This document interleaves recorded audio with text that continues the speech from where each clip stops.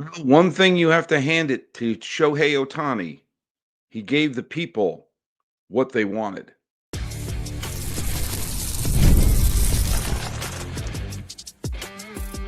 You are Locked On MLB, your daily MLB podcast. Part of the Locked On Podcast Network, your team every day.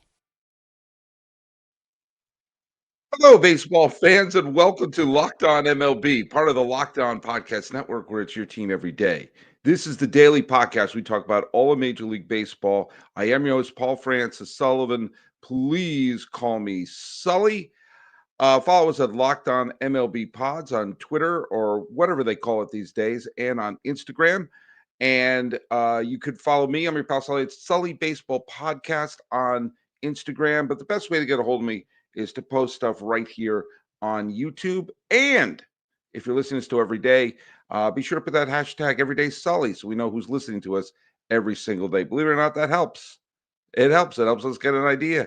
How big is the audience? And by the way, today's episode is brought to you by our good friends who are at FanDuel. Right now, new customers can get $200 in bonus bets when your first $5 bet wins. Let's go through. By the way, if you're using FanDuel as it's part of the NCAA tournament, I filled out my bracket yesterday, and I think I'm going to win. But here's the deal. I can't name a single college basketball player, not one. And yet I filled out my bracket because this is the time for college basketball. I've said this every year. I don't understand why they don't have the women's bracket in the first half of March, where there's nothing going on sports wise in the first half of March. Have the women's bracket in the first half from the beginning of March to right around now, and then the second half, the men's bracket, or flip flop them. I don't know, but you could have the entire sports world looking at the women's bracket and then at the men's bracket. I think that would be good for the exposure of both of them, and for what I just said, you fill out the brackets for both of them. Even if you don't follow women's basketball or men's basketball, you follow the brackets. Why do I have to think of everything? Well, one thing I do have to think about is the trivia question. The trivia question I had yesterday was, what reigning MVP hit 3 home runs on opening day of the defense of the most valuable player? Person who won the MVP one year and the first game of the next year launched 3 home runs on opening day. And Ed Minty got it correct. It was George Bell. George Bell, who had a phenomenal year for the 1987 Toronto Blue Jays, came out of the gate with 3 home runs. That was a strange situation because the Blue Jays had a farm system that was just bulging at the sides. And the Blue Jays had the best outfield in baseball and tons of great outfield prospects. Their outfield was George Bell in left, Lloyd Moseby in center, Jesse Barfield in right. That was the best outfield in baseball. One of the best outfields I've ever seen, where you have 3 distinct talents with very distinct contributions to the lineup and to the defense. And they had a rookie by the name of Sil Campusano, who was supposedly this great prospect that they put in left field because he was a better defensive. He was a defensive whiz, and you'd have a defensive outfield of Campusano, Mosby, and Barfield. If you don't know what Barfield was, he had an absolute cannon in right field. And there was this notion of, were they disrespecting the defending MVP in George Bell by putting him at DH? And he came right out of the gate. Well, I'll show you disrespect. Here are my 3 home runs. By the way, Campusano never quite made it, and Bell was put back in left field. All right. But good job, Ed Minty, getting the trivia question there. Well, I'm recording this. It's about 10 to 7 in the morning here in the luxurious Pasadena, California studio for Locked On MLB. And when I woke up, I saw the Dodgers had a 6-3 lead, and they held on to it. They doubled up the Cubs. And it was, look at 42,000 people at the Tokyo Dome, and they saw several Japanese players for the Cubs and Los Angeles play. Today, you had the Dodger debut, not the American debut. He's still pitching in Japan, but the Dodger debut of 23-year-old Roki Sasaki, who probably could have made more money if he waited to post. And I still thought it was crazy that some mid-level payroll teams weren't falling over themselves to bid for Sasaki, seeing he wouldn't cost them the same amount as, say, a Yamamoto or an Ohtani. But he ended up in Los Angeles because why not? He gets to play alongside Yamamoto, Ohtani, and have a very good chance to pick up a World Series ring for his troubles. Yes, I know I picked the Philadelphia Phillies when I made my pick. Of course, it could be the Dodgers. The Dodgers could make me look the fool. Excuse me. It's early, so I get the sniffles, but I also have my cup of hot tea. Suzaki made his Dodger debut, um, and he pitched 3 innings. He allowed 1 hit, 1 run, struck out 3. Those are the positive signs. He walked 5, which isn't great. It is not great. He threw 56 pitches in 3 innings, which is not great. But he wiggled out of any issues he had. I mean, he allowed 6 base runners in 3 innings and struck out 3. And I'm going to get to a little bit of that in the second segment because, quite frankly, there are already a couple alarm bells that I have going up about the Cubs, but I digress. Suzaki only pitched 3 innings, not enough to get the win. Knack got the win. My Sharona, Knack got the win with 2 shutout innings and striking out 3 and walking none. It was yet another one of those games I'm not a huge fan of, where it's a parade of relievers. Garcia, Dreyer, Knack, Yates made his Dodger debut. Vesia gets the save for Los Angeles. Steele did not look very good for the Cubbies. He allowed 5 hits and 1 walk. He did strike out 5, but everyone strikes out in Wales, and someone has to really explain to me why striking out like crazy is acceptable to the metrics community. I'll get to that in a little bit, especially getting into talk about what was going on with the Cubs. Pearson, Thibar, Merriweather, Hodge, Presley. Again, I'm not a big fan of the whole. All right, everyone pitches 1 inning. It means there's no thumbprint and no identity for the pitching of that game if it's just a parade of the same relievers every day. But I do understand that this is kind of still a spring training game, and I'm going to address that in the third segment of today's show. The third segment, I'm going to be answering some of the questions that some of you sent my way about the series here. But let's face it, the story is Shohei Ohtani. He gave the people what they want. He got on base 3 times. He owned baseball today. Although, let's face it, Will Smith was the MVP for the Dodgers. Not that Will Smith. No, not that Will Smith. The other Will Smith. The catcher Will Smith. The one who I think should go by Louisville Smith. The Will Smith, the pitcher who keeps showing up in World Series winners. He should just be Will Smith. Then there's a dude who won an Oscar, but no one remembers that because he slapped Chris Rock the same night. That's a hell of a night for a guy. But that's not what I'm talking about. Will Smith, who I should be called Louisville Smith, because that's a badass name, and we won't have to always say which one he is. He got on base 3 times today, and he got on base 4 times yesterday. He is batting .500, and his OPS is 1.528, which I know it's a very small sample size, but hey, he's getting out of the gate great. And Kiki Hernandez, by the way, homered and filled in defensively for Freddie Freeman. So when you consider the Dodgers were able to rest Freeman and get Mookie Betts a couple of days to recover from his illness and still win both games, that's a good sign for the Dodgers. Ohtani hit a home run. They had to review it, but it was still a home run and thrilled the crowd. And he got on base a couple more times. He was intentionally walked, and he walked in the 9th inning. Presley walked 3 batters in the 9th inning, and it looked like it was about to, turn into a blowout. But he wiggled out of it. But there was no scoring after the 5th inning because of the parade of relievers worked, I guess. But the Cubbies had a pair of extra base hits, one from Dansby Swanson, one from newly acquired Cal Tucker. But there was and Birdie, who was with the Yankees last year, got 3 hits. And Bush and Birdie each stole a base. But the Dodgers wound up doubling them up. And to them, this was just a celebration. They had the exhibition games, everyone going crazy for Ohtani. They start the season 2-0.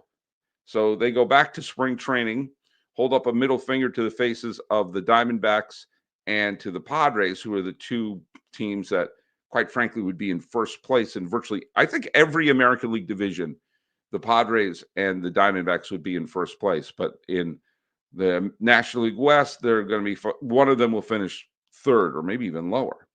But for the Dodgers, it was nothing but joy coming back. Now, for the Cubs, there's a couple of things that are, I know, 2 games in, going back to spring training, ridiculous, but a couple of things are some slight red flags that are coming up, and also some big question marks I have for baseball strategy.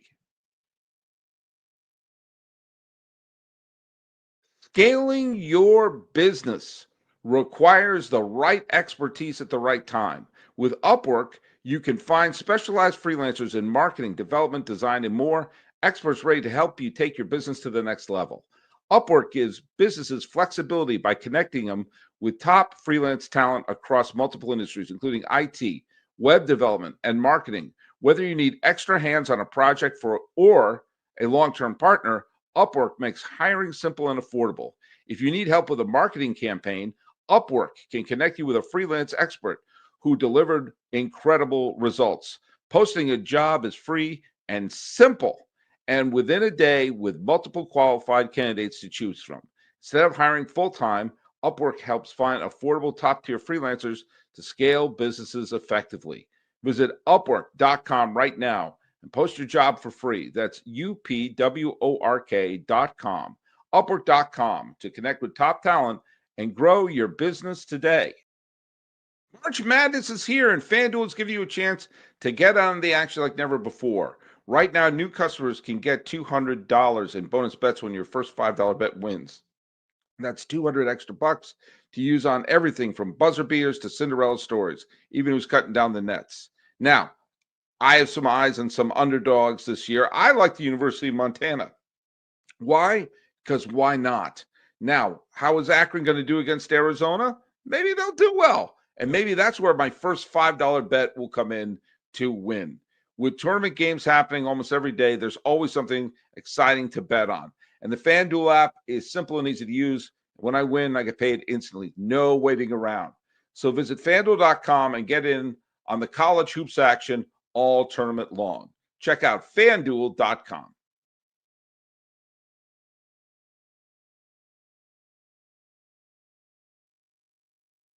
Well, excuse me, just had a little snort right into the camera. Well, do you know what?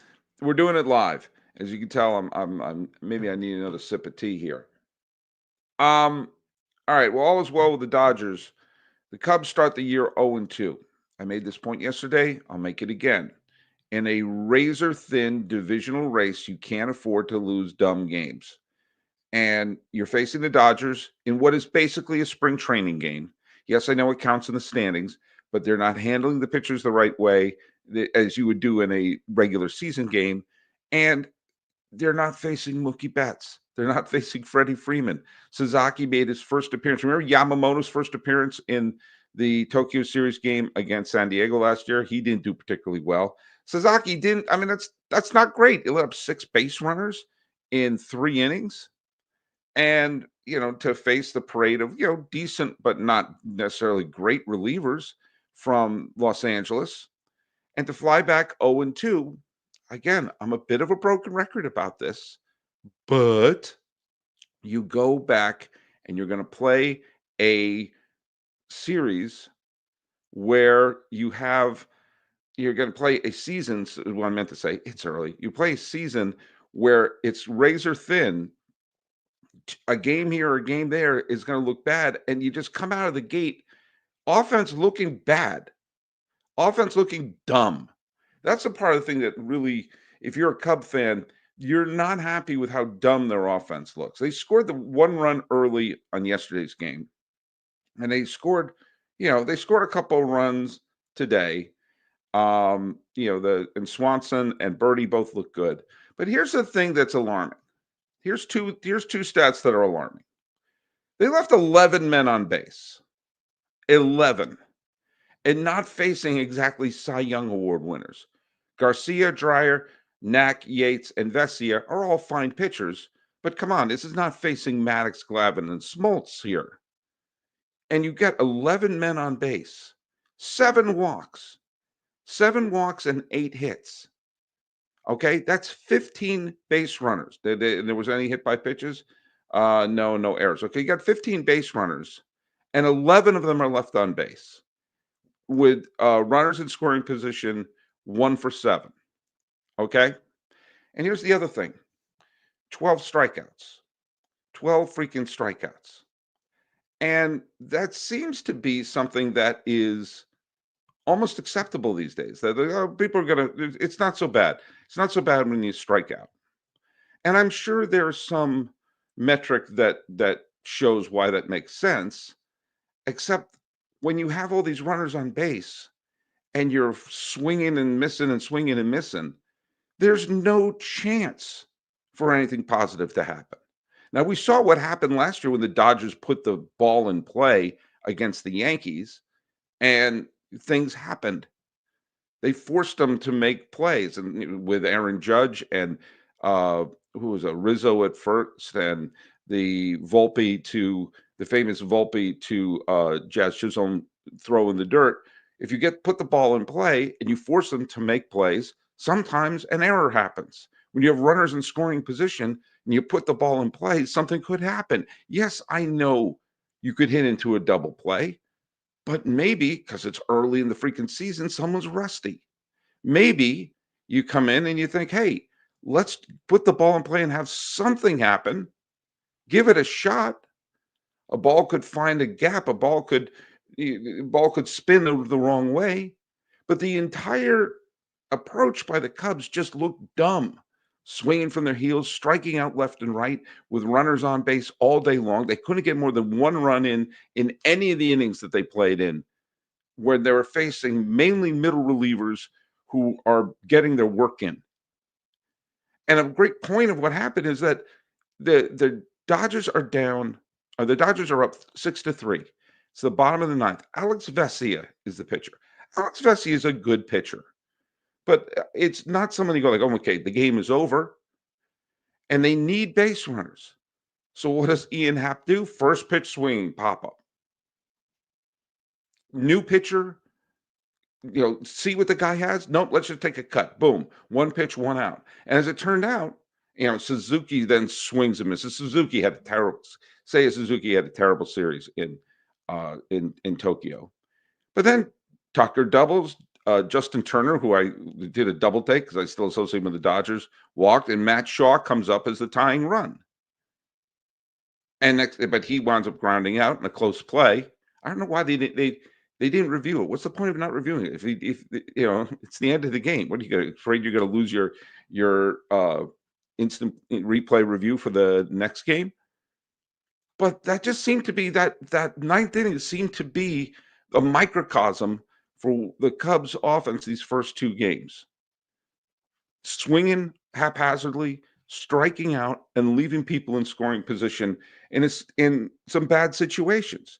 Now, yes, I know it's ridiculous to wave the panic flag when there's 160 games left. I understand that, yet my point is still valid.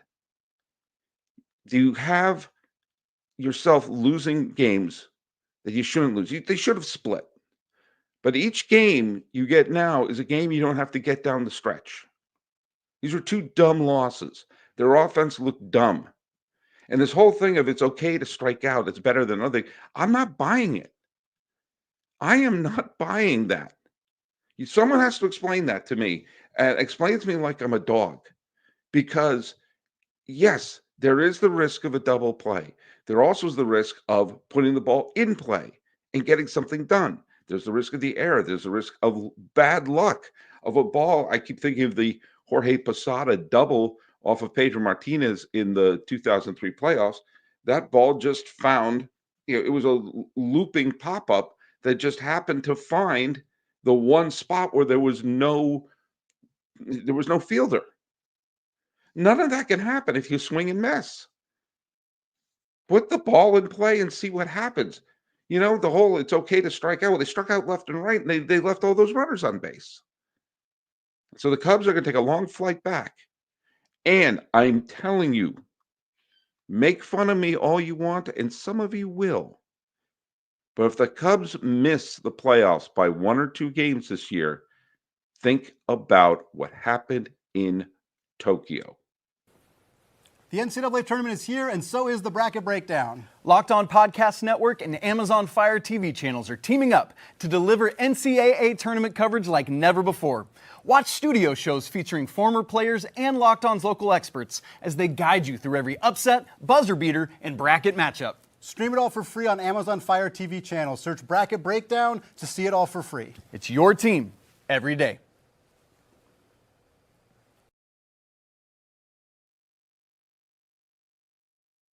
All right, let's go through what some people have been saying here before we wrap things up here. Papa Palps 84 says, totally agree about not having an international game to start the season.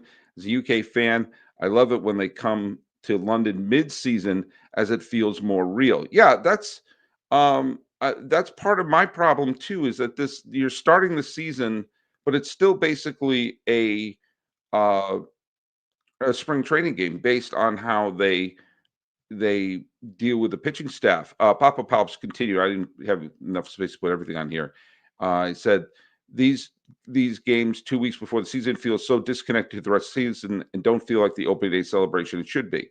Yeah, that's my main issue. Is I think opening day should be a big celebration, not something done, disconnected from everything else. That's why I think it should the internet. I think there should be an international game every year. I think it should be the mid-season break. I think we start the season with the All-Star game and have two teams go off to some big celebration. I'm sure not everyone would like that, but you know what?